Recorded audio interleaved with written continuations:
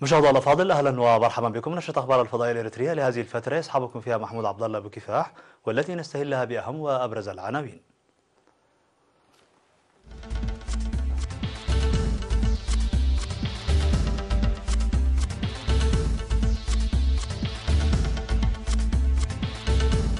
المؤسسه الوطنيه للابحاث الزراعيه بحلحلية تعمل على مضاعفه الانتاجيه. العمل على تطوير المعرفه القانونيه للمواطنين الناشطين في الاعمال التجاريه بالقاشبركه. نشوب حريق في مركز مدبر بالعاصمه اسمره. امريكا تشارك في استضافه قمه دوليه تركز على ايران. غدلة في حريق داخل عياده في الاكوادور.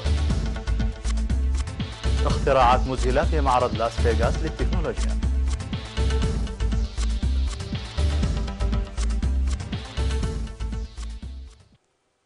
مرحبا بكم من العناوين إلى التفاصيل. أكدت المؤسسة الوطنية للأبحاث الزراعية بحلحلة في الاجتماع الذي عقدته في 10 من يناير الجاري بأنها ستعمل بقوة لتعزيز الأنشطة الجارية من أجل مضاعفة الإنتاجية. وفي الاجتماع الذي شارك فيه مسؤولي فروع وزارة الزراعة في الأقاليم والباحثين والخبراء الزراعيين، أوضح المدير العام للمؤسسة سيد سقاي برهاني الأعمال التي تجرى بالتعاون مع وزارة الزراعة والتي تساعد على تطوير الأنشطة الجارية بالتقنيات الحديثة والإنترنت. كما قدمت تقارير مفصلة حول الأبحاث الحيوانية والزراعية والهندسية والحفاظ على المزروعات وزراعة الأنسجة وتربية أبقار الألبان وتنمية الألبان واللحوم ومشتقاتها، إضافة إلى الحفاظ على الأنواع الحيوانية. وأوضحت التقارير بأن بذور القمح والبطاطا التي وزعت في الإقليم الأوسط والجنوبي، وبذور الذرة والدخن والبامية والتمر التي وزعت في نقاط شعب وقلوج وشامبقه وحقات وقحتيلاي، وكذلك بذور البطاطا والموز والفلفل والتمر الموزعة في قرداته، إضافة إلى الشتول التي أنتجتها كافة مراكز الشتول. وأنشطة التلقيح والتوزيع توجد كلها في وضع جيد. وألقى وزير الزراعة السيد الرفاين برهي كلمة في الختام أشاد فيها بالجهود الجارية لتأهيل شباب أكفاء للقيام بالأبحاث الزراعية الناجحة، داعيا إلى وضع الثروات الكامنة بإيجابياتها وتحدياتها على الخرط للنهوض بها مستقبلا.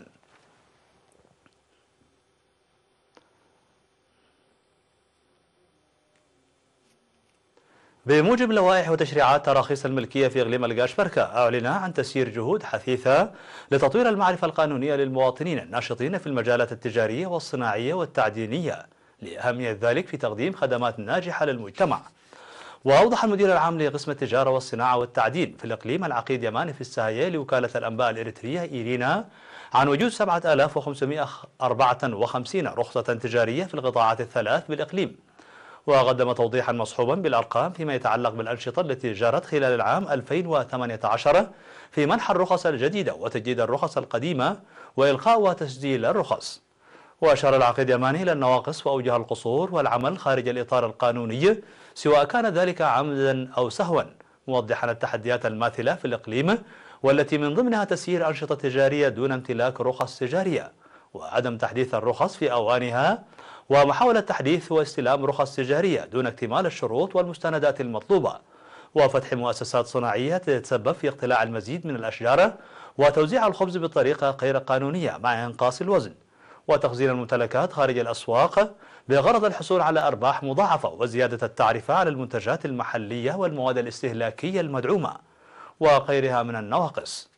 وذكر بعض الظواهر السلبية التي تواجههم والمتمثلة في انتقال الرخص التجارية بالهبة أو الإيجار والبيع، وطلب رخص تجارية دون امتلاك عقد الإيجار، وإهمال الرخص التي لا تعمل بها، وغيرها من القضايا المنتشرة في الإقليم، مناشدا المجتمع بضرورة زيادة الوعي بتلك الظواهر السالبة المخالفة للقانون.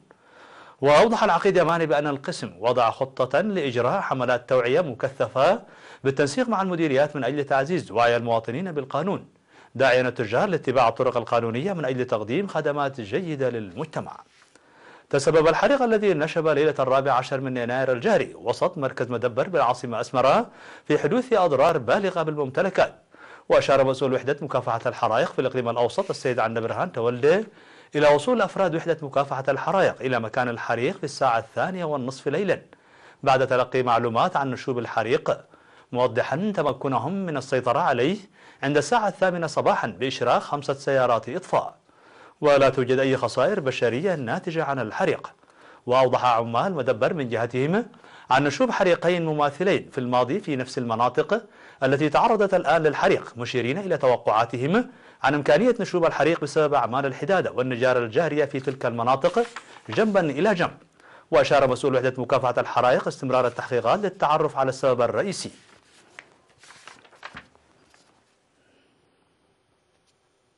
دعا مسؤول مكتب التعليم في مديرية غردات الأستاذ جبري ميكائيل الازار إلى تعزيز دور الآباء والطلاب والمعلمين في زيادة مشاركة الطلاب في التعليم ونتائجهم في الحقل التعليمي بالمديرية. وأوضح الأستاذ جبري ميكائيل إلى وجود المدارس في ضواحي المديرية والتي تقدم خدمات تعليمية جيدة، كما أشار إلى انخفاض أعداد الطلاب في المدارس المتوسطة خاصة في الأرياف، حيث يجرى العمل لتعزيز دور مدراء المدارس والمعلمين في إنجاح العملية التعليمية.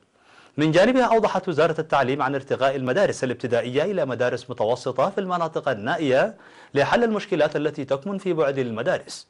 وأشار الأستاذ جبري ميكائيل إلى منح الاهتمام الأكبر لتعليم الكبار، حيث أن مشاركة المواطنين باتت تنخفض من حين لآخر في تعليم الكبار رغم وجود 38 نقطة لتعليم الكبار على مستوى الإقليم، داعيا إلى تعزيز الجهود المنسقة لحل هذه المشكلة. هذا وتوجد في مديرية غردات 19 مدرسة ابتدائية و4 مدارس متوسطة ومدرسة ثانوية و9 رياضي أطفال. نظمت وزارة التعليم سمينارا للمعلمين ومدراء المدارس والمشرفين التربويين الناشطين في مديرية بريخ بالإقليم الأوسط للمساعدة في تهيئة البيئة المناسبة للتعليم وتمكين الطلاب من التعرف على تاريخهم وقيم مجتمعهم والحفاظ عليها.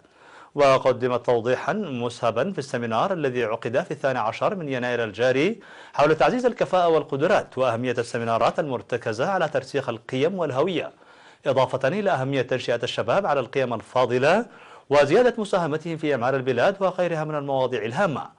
وأوضح مسؤول مكتب التعليم في المديرية الأستاذ أبرهل الرفيني بأن تقوية الحقل التعليمي عامة والتعليم المهني خاصة من أهم البرامج التي يعمل على تطويرها، داعيا المعلمين للمتابعة العميقة للدورات المنتظمة والسعي لتنفيذها على أرض الواقع لدورها الهام في التطوير النوعي للتعليم.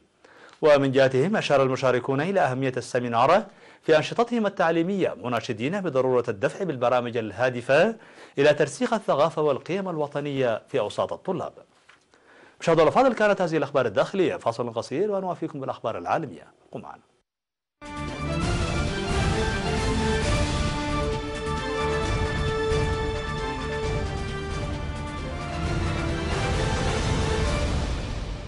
على الصعيد العالمي، قالت وزارة الخارجية الأمريكية أن الولايات المتحدة تعتزم المشاركة في استضافة قمة دولية تركز على الشرق الأوسط وتحديدا إيران في الشهر المقبل ببولندا. وقالت في بيان لها أن القمة ستعقد يومي 13 و14 من فبراير بالعاصمة وارسو.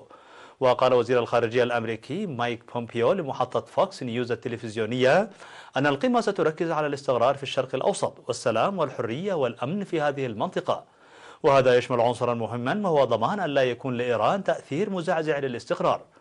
ورفض وزير الخارجية الإيراني محمد الاستقرار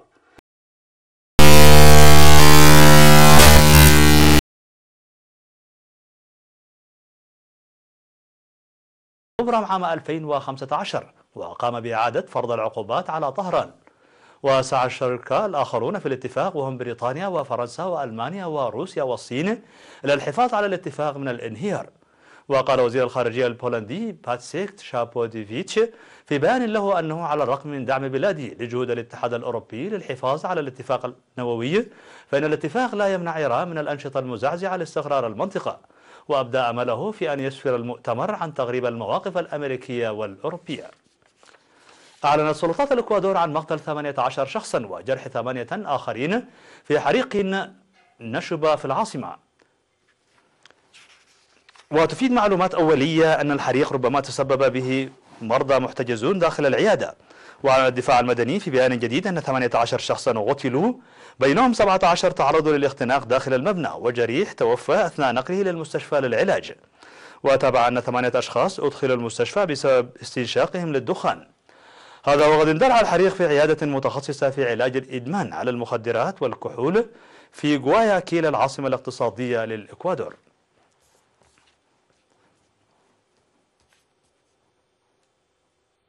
انطلقت فعاليات معرض الإلكترونيات الاستهلاكية CES في مدينة لاس فيغاس الأمريكية تحت شعار الذكاء الاصطناعي للجميع في كل مكان، والذي يعد أكبر تجمع لقطاع التقنيات الاستهلاكية في العالم. ولم يمضي اليوم الأول من المعرض قبل أن تفاجأ شركات تكنولوجية الزوارة بابتكارات مذهلة، فقد فاجأت شركة رويال الأمريكية الناشئة شركات الهاتف المحمول العملاقة بابتكارها أول هاتف قابل للطي في العالم، الأمر الذي اعتبره مراقبون هزيمة للشركات المنافسة. أجهزة التلفاز التي تحتل نصيبا وافرا في معرض CES قدمت بتقنيات فائقة، والتي تتميز بتكنولوجيا الانبعاث الذاتي المتطورة والقدرات المعيارية عبر تقديم صورة لا تضاهى من حيث الجودة والدقة. وبدأت العشرات من الشركات في تشويق الجمهور عند الكشف عن تقنيات حديثة ستغير تجربة المستخدمين بالكامل مع سيارات المستقبل، بحيث لن يحتاج أي شخص مرة أخرى أن يتفاعل مع مركبته بشكل مختلف من خلال المشاعر وتعبيرات الوجه. مشاهدينا الأفاضل، بهذا نكون قد وصلنا بكم إلى نهاية النشرة. شكرا على حسن المتابعة، دمتم بألف خير.